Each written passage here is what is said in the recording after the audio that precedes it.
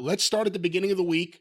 I think this may have been one of the first things, but we'll get everything all into these two shows. WWE Raw on the USA Network.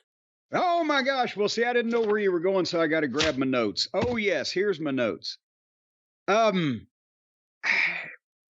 think, and we'll probably say this a couple of times throughout the program, but I think it's fairly obvious that they didn't mean to do what they're doing, but it's what they're doing is probably going to be better than what they were originally going to do. Did I say that correctly? I think that is correct, and I think you said that correctly, and I think the way I said people would react to the Rock stuff is exactly the way people reacted to it, and we'll get to the big pivot later on.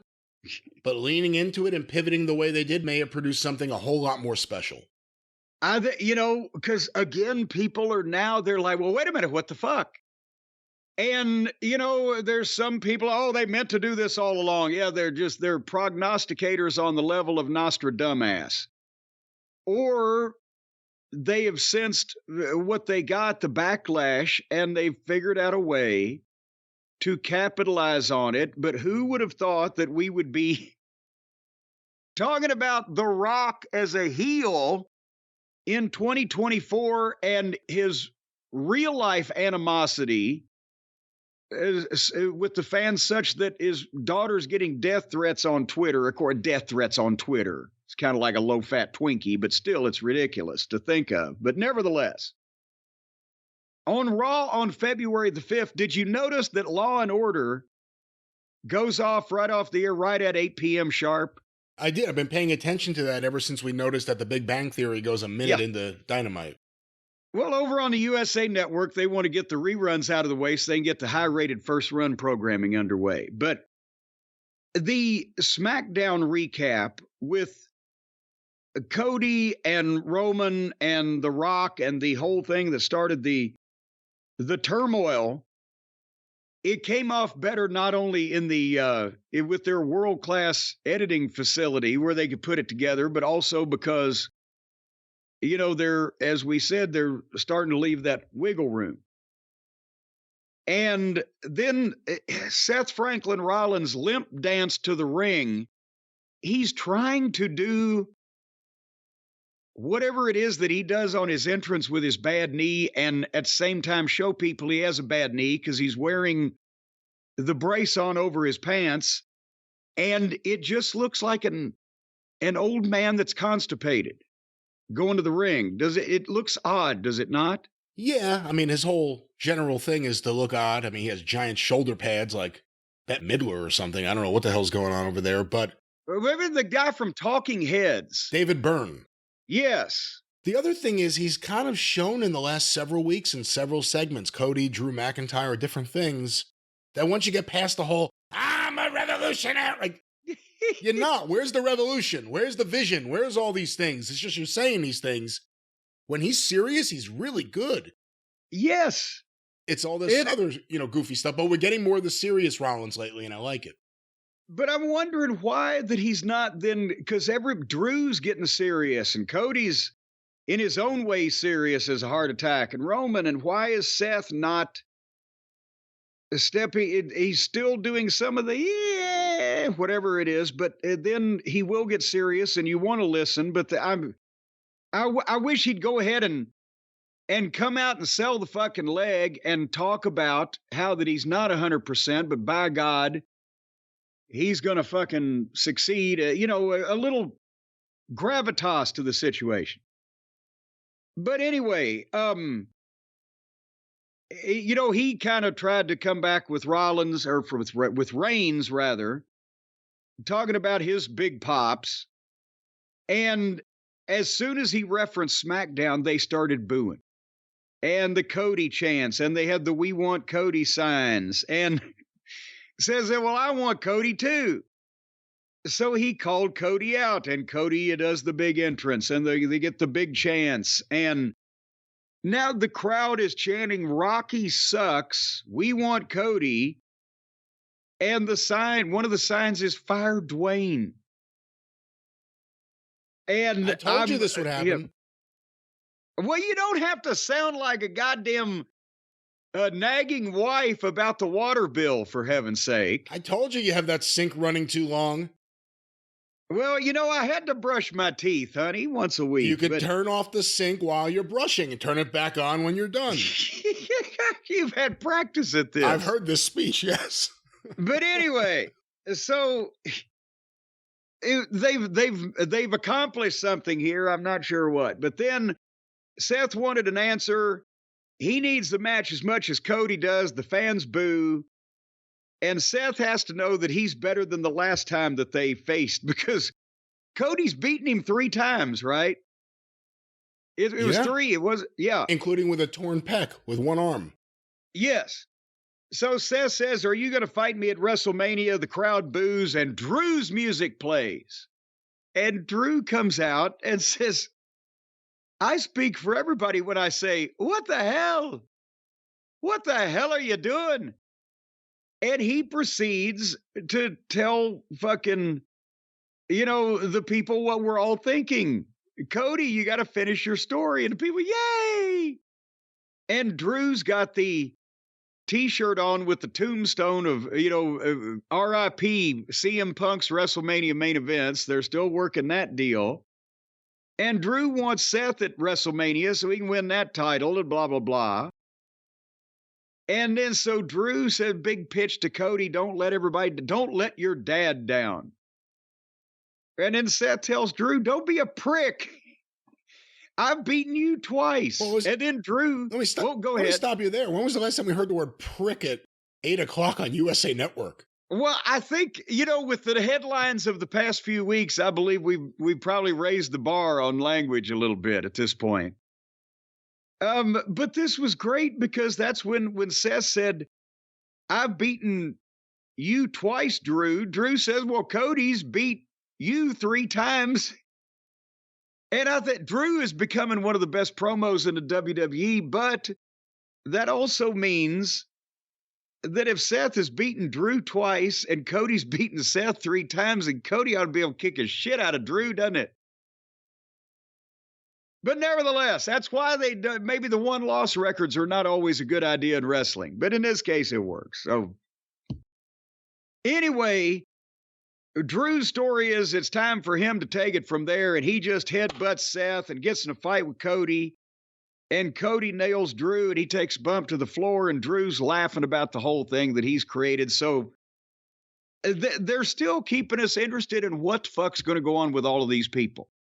And nobody had yet made a declarative statement about what, if anything, they were going to be doing at WrestleMania at that point that we were waiting for. Correct? Correct. Really good segment, really weird, abrupt ending to it. Well, they had to get out of there. And they certainly did. Running late. But I mean, the problem is between stuff like this, the other segments we've seen recently, CM Punk, again, these guys, the Bloodline stuff, and then what we're going to talk about later, the WrestleMania kickoff press conference wasn't really much of a press conference. This stuff does a better job of selling you to want to see the matches on the big events than the actual matches do. Yes. And the matches in between these segments on the shows, they're not driving away too many people, but they do nothing to really get you invested. It's these segments on WWE TV lately that have been just incredible. It's almost like Game of Thrones. There are all these different parties. Everyone wants the belt. Everyone wants the throne. They'll work with each other. They'll stab each other in the back. There are all these main event figures right now on that stage, whether it's Roman, The Rock, Cody, Rollins, CM Punk, even though he's injured, he's still in that mix. Orton, McIntyre. Maybe right there or a notch below, you have Sammy, you have Uso, you have AJ. LA Knight, the dynamic, the interpersonal dynamics they're displaying. This is the way to do American pro wrestling right now. It's these kind of segments. Yeah, well, and as you mentioned, the matches in between, they're kind of, they use the guys that aren't ready for these big talking segments and kind of auditions to see if people like anything about them, and then they can get over and move up into the fucking talking segments. So it's like, boy, as soon as you get to where you're a good enough wrestler that you don't have to wrestle, you got it made. But anyway, so we've got all of those people, as you said, going on, and then we've got one of those matches, as you said, the Creeds and Kaiser and Da Vinci and New Day and DIY in the four-way tag team scuffle to see who gets a tag team title match with the champions. We overlooked this because it deserved it, are apparently now Tyler Bate and Pete Dunne. And the top four contenders are the Creeds, Kaiser and Da Vinci, New Day, and DIY, the do-it-yourselfers. This is the state of tag team wrestling in 2024. And this thing took 20 minutes, and Ciampa and Sameface won it. The Creeds looked pretty good in there. I thought they were going to win for a little while because they were, shining really nicely, but... They are wonderful athletes that do amazing things in between long stretches of green as a pepper tree. And they're either going to hurt somebody or themselves before they ever get to be main event level talent. See, the other problem is if you think back to a year ago, the tag team titles were in the main event picture with the Usos and everything happening with Sammy and Kevin Owens and Cody and the Bloodline. And now the tag titles are in that part of the show where it kind of doesn't matter what's on the screen. You're just waiting for the next talking segment. None of the main eventers are in the tag team title picture. Well, and, Vince didn't want to feature tag teams on top, but it may be worse now with a new mindset, because even if Triple H is a fan of, the Hart Foundation or whoever from days gone by as a student of the game, how many tag team matches they have in the UFC? Right? So I'm wondering if they're like, what the fuck do we... But I mean, they've got so many top singles that you just enumerated across both these programs that at some point they could have four of those guys break off into two tag teams and be halfway legitimate and draw some money. Because even Damian Priest has the briefcase, but he doesn't feel like he's at the level he was a few months ago. They have him doing the comedy stuff with R-Truth and working the tag title picture with the other guys against these kind of people. Yeah. And you can call out Drew McIntyre, but Drew McIntyre is dealing with the main eventers. Yeah, it almost feels like the Judgment Day have become, the middle of the show fodder for the comedy spots rather than anybody in it except for Rhea, being a legitimate main event level talent. And Priest was about at that point, and everybody just all of a sudden, poof, he turned around and whoosh, they were gone. Anyway, moving along on Raw rolls on. Yeah. Does it roll on? Well, we rolled on with Becky and Shayna. And I'm sorry, but with all the news this week, I was short on time. I was reading up on my lawsuit terminology. But Becky won, and the finish went 3 minutes across the 9 o'clock hour. So apparently they've got confidence in Becky's drawing power or ratings draw.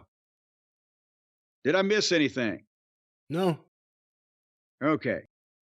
So, again, in the back, Adam Pearce is chewing out Drew McIntyre for, now you've hurt Punk and Seth Rollins, and you've done all, I'm fining you to maintain order. And this, so there's tension with the top people there. And then we get Rhea. And I thought, okay, I'll watch this. Rhea doing a promo in the ring. She's pissed. And she's good pissed, too. She's good at everything she does. But this was I want the refrigerator out here. I'm going to rip her head off. But instead, Pierce comes out and says, we're not doing this right now. I'm going to give you Refrigerator Jacks for the title at the Elimination Chamber. And I think, okay, at least we don't have to. And then suddenly, boom, boom, boom, boom, boom, boom, boom, boom, ba-da-da-da, her music played. What music was that? That was the music, y'all. When you see the big bulbous fucking whale or shark or manatee or whatever. Boom, boom, boom, boom, boom, boom, boom, boom, boom, boom, boom, boom, boom, boom.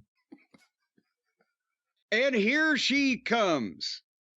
And just as soon as Jax gets to the ring, Rhea nails her. Jax flies back into Adam Pearce, bumps him off the apron. And he took a nice little bump, and they get in a fight. Here comes security. And of course, the security holds Rhea so Nia Jax can run across and boom and level her and bonsai her. And again, they've come to the formula with the refrigerator where they don't let her speak or do anything for more than a couple minutes. She comes out, lays waste people, and leaves. So at least it doesn't get old. But if she had the personality of Awesome Kong instead of Sable, this would work. But she doesn't. She's just a bulbous black hole of charisma that has a droning voice and no over-the-top monster heel personality, and then she just flattens people. And see what I'm saying? Just like she flattens catering. No, I mean, count down until Rhea Ripley has a broken rib. No matter how safe she is or isn't, these bonsai drops cannot go easy on a person. I don't know. We'll see.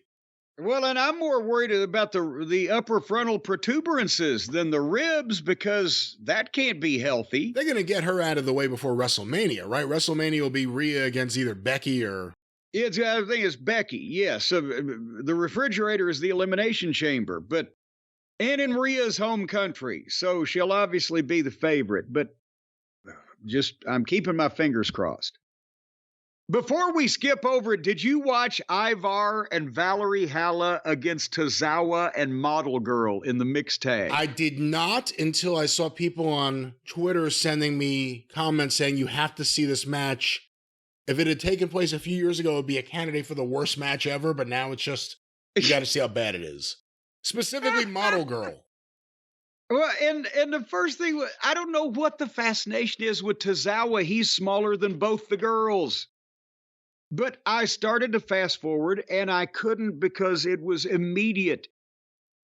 She fucked up everything that she attempted, and she's not ready for developmental. I wouldn't have put her on OVW television. It's a disservice to her because people are laughing at her now.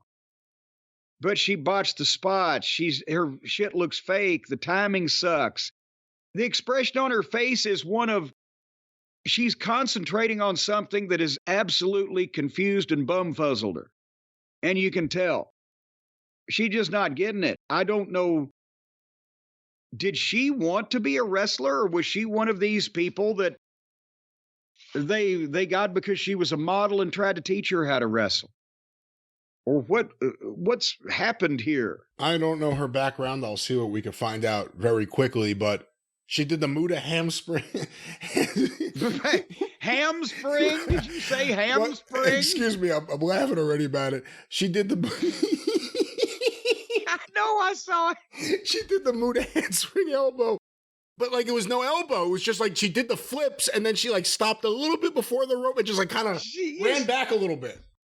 Well, she looked at she did a beautiful handspring and then she stopped and she wasn't near the girl and she turned around and looked over her shoulder and then kind of stutter stepped backwards. Beep, beep, beep, beep. And I don't know. I mean, I guess she was a cheerleader or a gymnast or she's a very athletic young lady. I guess they hired her in the group because she was with poor old LA Knight when he was sentenced to be Max Dupree, right? She was Maxine, so she was supposed to be a model. She looks like a model. She don't look like a wrestler. In August of 2021, she participated in a WWE tryout in Las Vegas, Nevada, and became one of 14 attendees to earn a contract with the company. Was Kevin Dunn or John Laurinaitis at that tryout? August 2021. Did Laurinaitis lose his job in 2022? I believe so. Yeah. So I told you. He sent a couple of the lingerie models to OVW back in the mid-2000s that literally got faint and had to sit down from running the ropes a couple of times. That they had never, I don't know if they'd ever seen wrestling. He found them in lingerie catalogs and called their fucking agent to get him a tryout. That's where his head was at. Maxine Dupree used to be a cheerleader for the Los Angeles Rams and a dancer for the Phoenix Suns. Well, there you go. Did the Rams ever call her in on fourth down plays? Goal to go. We got to get Maxine in here. She'll save us. The ratings would go up. What the hell are the Rams doing? I can't believe this. Call your friends. Well, if TKO ever buys the Los Angeles Rams, and we know already we got a crossover superstar. What was her... Oh, this is interesting. I didn't know this. What was her ring name before they gave her Maxine Dupree? I don't know. Tits McGee. Sophia Cromwell. Sophia Cromwell? That's a good name. Sounds like a fucking Italian movie star married a fucking contractor from Massachusetts. It sounds like she should have been working for NXT UK with that name. Sophia Cromwell. All right. Well, and her little fucking manager Oliver. See what I did there? I know my history. Didn't he cut somebody's head off? There was some beheading involved in the Cromwell. They signed her in August 2021.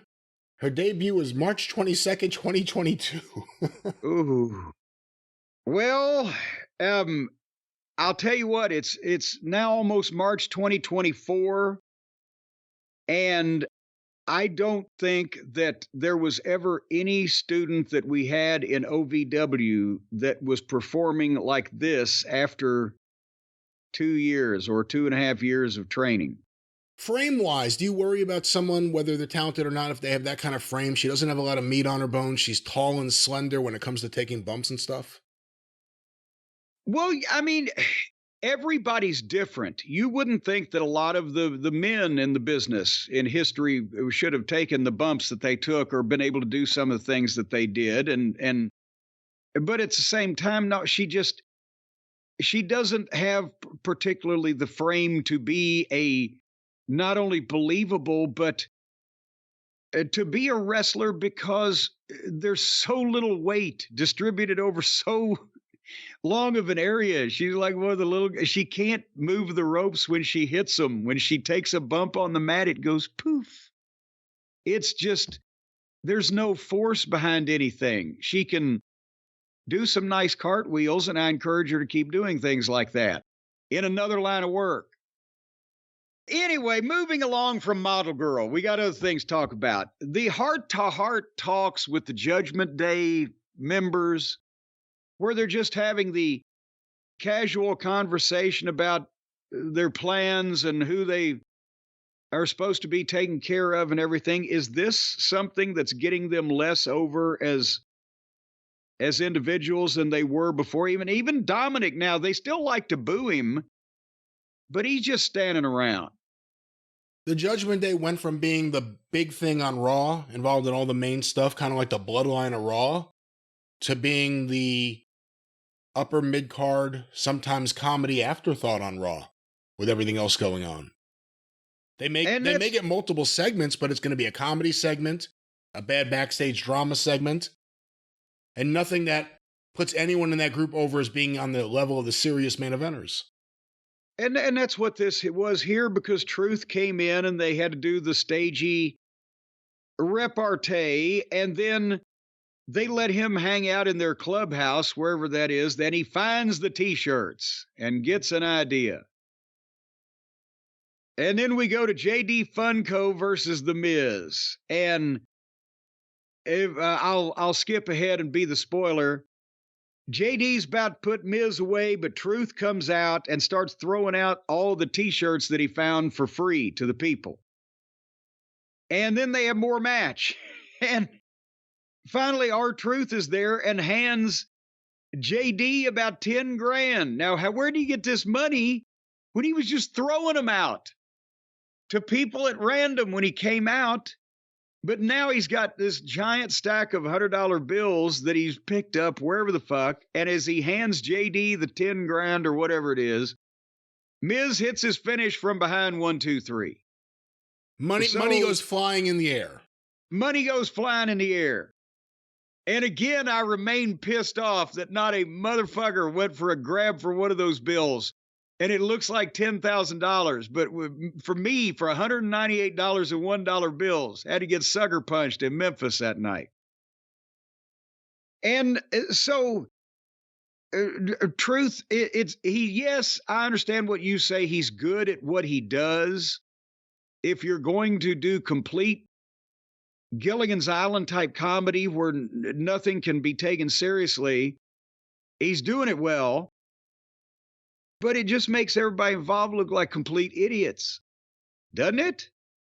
In the Judgment Day. Again, they've become kind of an afterthought. Rhea hasn't, but her segments now are just really about Rhea dealing with Nia Jax or Becky or whoever. She shows up every now and then in the back for these Judgment Day things, and then she's busy doing other things. And she was the biggest star in that group. Maybe what would help them would be a good night's sleep.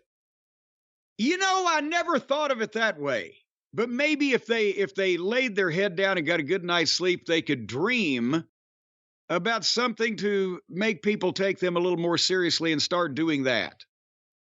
Is that, as a matter of fact, if you go right now, folks, to helixsleep.com, that's where you got to go, helixsleep.com, you're going to find out that not only do they have mattresses for people who like sleep on their side or on their back or on their stomach, or big and tall people, or portly and stout and morbidly obese people, or children, or amputees. They've got mattresses for everybody. Mattresses for everybody. We don't need to distinguish who everybody is. We got to name all these subgroups because people give you a shout out to people out there, the sick and shut-ins, people that need the mattresses the most. They can't get out to a normal mattress store and hop up and down and test out the mattresses. If you're sick and shut in on a mattress at home, you need another mattress delivered to your home. Or if you're like one of the people we were talking about before and you need to think seriously when you're asleep, go to helixsleep.com right now and pick out one of the mattresses for people who like to think seriously when they sleep. Because Helix has all these kind of mattresses. They've got the Helix Elite collection. The Elite is, I was thinking luxurious, I was thinking high-priced, I was thinking supreme, but I didn't think about Elite because it has negative connotations around the wrestling industry. But they have the Elite collection over at Elite. At Elite, yes. She's a wonderful lady. That includes 6 different mattress models, each tailored for specific sleep positions and firmness preferences. So, if you're a serious sleeper, just put that down on the little quiz. Let's say you want to be able to, what kind of dreams do you want to have? You take a quiz and they'll ask you things like this. How do you sleep? What position? You like soft or firm? Are you corpulently, morbidly obese, or are you a little skinny, skeletal person? How much stuffing do we have to put in this thing? That kind of question. Are you a skeletal person? Yes. Really? Okay. A very bony person doesn't need as much stuffing, see? But it's if you're a big fat son of a bitch, then they got to put more stuffing in or you'll wear down into, it'll look like fucking, Mrs. Bates's mattress at the fucking Bates Motel. So they got to put extra stuffing in for fat people. Well, no, again, the point is, no matter who you are. A mattress for fat people is like a private plane for fat people. When they're getting on the airplane, they ask, how much do you weigh so we can figure out how much fuel to put in. You just fill it up. Again, they have mattresses for everybody, no matter who you are, your age, your weight, anything. Yes. Great mattresses. Don't worry about what they're going to put in it. They're going to take care of you and what you need on your mattress to get a good night's sleep. Isn't that right, Jim? There's asbestos in some mattresses. There's none of that in Helix Sleep. There truly is. The people at Helix told me some of these mattress companies, they put asbestos and shit in there. There's nothing like that. The people at Helix never said that to you, and there's none of that in the Helix Sleep mattresses. It's been in the news. It's been in the news. You may have seen on social media or in the news recently, there's been a number of health issues and lawsuits related to, it's fiberglass. I thought it was asbestos. Well, nevertheless, do you want to sleep on fiberglass or asbestos? Either one? No, you don't. Well, Helix doesn't have that because they manufacture everything here in America, where we've got good old-fashioned American-made toxic waste that gives you all kinds of cancers. Once again, None of let's this. talk about these fine mattresses and not have to worry about any of Yes. these other things. These mattresses, you can get a good night rest and a good night's sleep and just a nap whenever you need it. It's there. Yes. Or if you need your mattress for something else, if you're one of the few of us that have happy marriages, then you might need your mattress for something else. You know, they say many people say that they experience more pleasant relations on a Helix sleep mattress than the other mattresses because there's not that fiberglass. So they're not cutting their knees and elbows. Again, this is not necessarily a statistic we have, so let's not quote a statistic we don't have. It's anecdotal. Okay, Colin. Anecdotally, why don't we talk about where people can get these fine mattresses? Anecdotally, you can go to, and your pet can sleep on the mattresses. Oh, you don't get one of the kids' mattress for your pets, your dogs or cats, because the kids and the dogs, they're about the same size. No. Dogs are nicer and they don't cause less trouble. Well, again, no, but that way your pet would be sleeping on the same thing that you're sleeping on, and there would be a bond amongst the family. But right now, what you can do to do all of these things and not sleep with your face buried in a big fucking bunch of asbestos is go right now to helixsleep.com/JCE and use the code. You may need to write this down. I'll wait till you get a pen and a piece of paper now. Use the code HelixPartner20, HELIX Partner 20. Some people spell partner PARDNER. Did you know that? Because, you know, partner. But it's actually partner because you're nerd to their parts. That's where the root of the terminology comes from. So Helix Partner 20 at helixsleep.com/JCE. You're going to get 20% off all the mattresses and 2 free pillows. Now, I believe if you order 2 mattresses, you would get 4 free pillows, and, well, you'd get 20% off each mattress, which would total 40%. So it'll go up exponentially for there. I think by the time you order 5 mattresses, you're getting them all for free and 10 pillows. So you can start your own flop house. Did I do that math right? You got to order 5 mattresses to get the 10 free pillows and to get it 100% free of charge of any cost to you. I don't think you've done any of this right. Because each one is 20% off and 2 free pillows. Once again, Jim, how can the listeners get this great mattress that after all the fun and games of Jim Cornette, they may need a good night rest if they have a co-host who's giving them heart palpitations? Where can they go to get this fine mattress? That's helixsleep.com/JCE and use the code HelixPartner20 and you'll be a partner of Helix, whether you're 20 years old or not. That's right, Helix Sleep. A fine mattress, but we have to wake up and finish raw because we have to keep moving on. There's so much to go over. Well, in that case, here it comes. Oh, and by the way, they did do a brief package on Punk's surgery. Him at the hospital afterwards, comments on his rehab. You see him in the apparatus they give you and everything. And he gave the line, his comeback will be the greatest of all time. And he's had like fucking 3 or 4 comebacks here in the last 2 years. He's got a top now. So he's got some practice at it. But he has made that bold claim. So we will see what's going on. And then we got to the big celebration for our boy Gunther. 600 days as the Intercontinental Champion at the 10 o'clock hour. He gets the big introduction from Kaiser, who is brilliant at this. And here comes Gunther, and he's running out of competition. Nobody can challenge. Who can challenge him? Who? Well, and then here comes Uso's music. And I'm like, oh, God damn it. Because I'm thinking if Brock wasn't a complete fucking idiot, we could have had Brock against Gunther. And now it looks like we're getting Uso against Gunther. And we've talked about the people love Jey Uso. He does the entrance and the rigmarole and the whole 9 yards. And The people are, happy to see him, but do you look forward to any of his matches? I don't know. Yeah.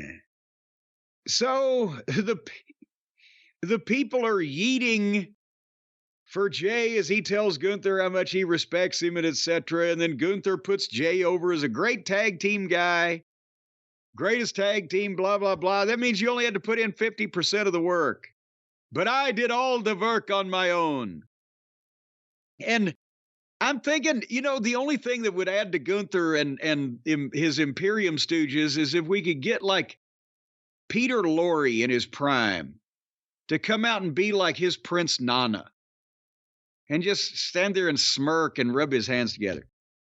But anyway, this is where Jay put himself over and kind of challenged Gunther. And Gunther is a great heel promo, as we've said, and he tells Jay that he's going to beat his ass. And then Jay jumps Gunther, and the heels jump Jay, and the New Day save him, and the heels bail out. So if we're not getting this at WrestleMania, apparently there's more to be had between Jay and Gunther, and so we got that to just look forward to. I love Gunther, but I don't disagree with you. I mean, you want him to do something that's like a step up already. And no disrespect to Jey Uso, but he's kind of lost in the shuffle right now. They took him away from the bloodline. They put him on this show. He's an established babyface. He was, at times, the most over babyface on the show. But when you look at everything happening, he's lost in the shuffle. Well, it's kind of like he was in a position where, because of the bloodline thing, he was over, and because of the way that they did that, when he was taken away from the bloodline, okay, what's going to be different necessarily that he's doing as a single? And honestly, when he became a single, now he's got to, when the Usos were a tag, they had to hang with the mid-card guys that they put in tag matches. But now that he's a single, he's got to be viewed in the same lens as the Drews and the LA Knights and the Codys and the Seths and on and on and on. And, he kind of works the same and he kind of looks the same and he yeets, but he ain't doing, individual shit at their level, is he? No. Well, and then occasionally the cake doesn't quite rise.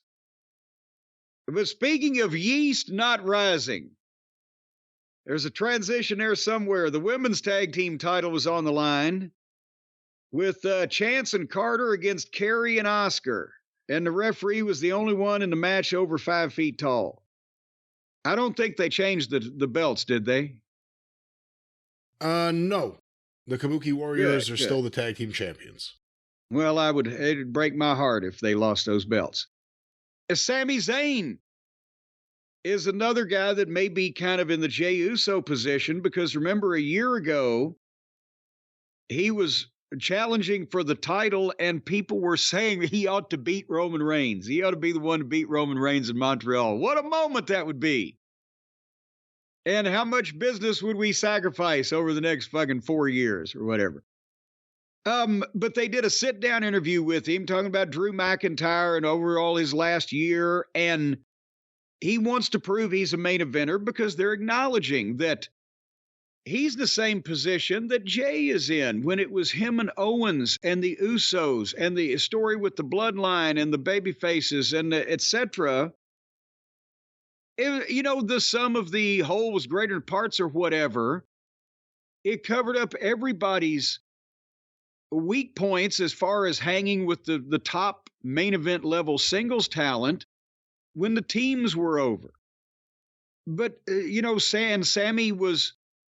Sami Zayn can talk, and he sounded genuine here. And as we've said, he can work his ass off. He looks physically and, just visually like blah. But he's got that everyman appeal. But he's not going to be the face of the company, and he's not going to be at a singles main event at WrestleMania. And so he rode that wave of popularity based on the great work that he did and the promos and the reactions and the matches and the whole 9 yards, but also the position he was put in with everybody else he was reacting to. There was their little mini movie that culminated with him getting the chance and falling just short. And then he and Owens were, separated, and he's going back to where normally and for a long period of time he can be in the upper middle.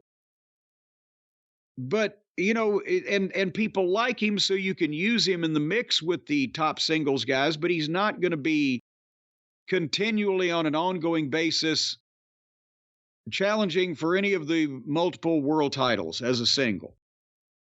That doesn't even disrespect him or his ability, does it not, what I just said? It does not. See, I can be fucking nice every once in a while, but I'm not going to be about the main event. Brian, was this the worst bull rope match you've ever seen? It was the same bull rope that Dusty Rhodes used when he invented the bull rope match, they said on commentary. Well, I didn't say it was the worst bull rope. I said it's the worst bull rope match because you almost didn't see any of it to begin with. And then with the limitations, and then the apparently Shaky doesn't get the fucking concept, which I know, he's probably not been in one before, but nevertheless, it was Cody Rhodes and our friend Shaky Nakamura in the heavily promoted bull rope match. They're using Dusty Rhodes' bull rope from the 70s. And I thought there was 4 or 5, there was under 10 minutes of it on the air. They started, for once at least, the entrance from the start of the entrances to the bell was only 4 minutes on Raw. I was like, holy shit, it's a special match. They're going to get into it. Here we go. And they start out with a fight, and they go a minute, and they went to the break. And I'm like, I swear to God. And by the time they come back, I'm thinking, okay, well, we've still got 10 minutes on the air, whatever it is. And Cody's in control, goes for the Cody cutter. Shaky jerks him down, starts getting some heat. And it sounds better than it looked because it was lackluster, slow-paced heat. I don't think Nakamura was understanding potentially how you could use the bull rope. There was a lot of stomping going on. And Cody fought back and got a figure 4, and Nakamura broke it, and they went to the break again after only like 4 minutes of this thing. And by the time they come back, there's 5 minutes left on the air, and Cody's making a comeback. And he hit a version of a Cody cutter because Nakamura fell backwards somehow on the Cody cutter. I don't know. And then Nakamura jumps up and whiffs a Pele kick right past Cody's head, which Cody sold like death. And Nakamura tried to do his regular shit while he was tied to a bull rope. As New Jack would say, chained in the bowels of a slave ship. He's trying to do the baseball slide under and the German suplex thing that he's tied to the fucking bull rope. And finally, for the first time ever in the match, as far as I could tell, Cody went to use the cowbell. Nobody had touched the cowbell. Nobody hit anybody with the cowbell. They couldn't get juice. But the cowbell's part of the thing. So he goes use the cowbell, and Nakamura blows the red mist in his face. But while Cody is blind, he grabs Nakamura and hits the crossroads and gets a 2 count. And then Nakamura grabs the bell and uses sloppy kind of half-ass bell shots instead of, one good one. And then Cody crotched Nakamura with the rope, as the spot goes, where he jerks it and the thing's between the guy's legs, but it took 2 of them for Nakamura to figure out do the fucking flip frontwards, dipshit. And then Cody hit the crossroads 1, 2, 3. So there was under 10 minutes of the match on the air. There was no blood. barely used the bell. Nakamura continues his streak of being rotten. And poor Cody, yes, he won a bull rope match, but it didn't do anything to help the bull rope match get over, did it? No, I mean, the bull rope match more than likely isn't going to get over. It's a thing that really, I don't know. They still use it, but I never thought They of still have bulls. They still do, but, it's like one of those things that I think made a lot more sense years ago than now. But as a gimmick match for a Raw main event with someone whose program Cody's kind of finished with, And at least with the mist, it looked like he had blood because it was red. So if you tuned in late, it's like, man, Cody's been bleeding all over the place. No, it's Nakamura's spit. But I guess that's the end of Cody and Nakamura. Now we could, there's another guy kind of lost in the upper mid card. We'll see what they do. But here's and again, you say the bull rope is a match that's not going to get over. And somebody's going, oh, Cornette's so out of touch. No, any match from any period can get over. Yes. If it's given context and fits either the situation, the individuals involved in it, or both. Which happens for an Elimination Chamber or War Games does not happen for a bull rope match or a stipulation match that just appears on Raw or even AEW TV. Of course, right. AEW TV. But and I'll give you an example of how here would be the perfect way, if it ever happened, to get the bull rope match over again if there was ever, because it started obviously Dusty's fascination with cowboys, but he wasn't the first, fucking person to come up with the idea of left wrist to left wrist with anything, whether it be strap or chain or whatever. Russians were known for chains for whatever reason, and the Indian strap match because you saw it on television. But if they have crossover athletes all the time. If you ever found an athlete or even like a Logan Paul, a celebrity or crossover person that had done professional rodeo, because the highlights you could get, those fucking bulls are fucking mean. And the way they ride the goddamn bucking broncos and all the shit, they fuck themselves up. If you even had a guy that had trained to wrestle, that had done pro rodeo riding at a low level and got some highlights, and he got halfway over, his specialty could be the bull rope match, and he could get it over. But we've lost complete sight on every stipulation and gimmick of why that it originally got over. It wasn't just because of the rules or the stipulations, but in a lot of cases it was the person doing it because of their backstory and their gimmick and their background and the stories that have been told about them, whether they were a cowboy or an Indian or a Russian or a fucking Ugandan giant or whatever the fuck. And that led to the match rules or stipulations. And now they just say, well, we'll put Brian Last and Jim Cornette in a goddamn Russian death match. Neither one of them's Russian, but it's a cool fucking match. And it doesn't work.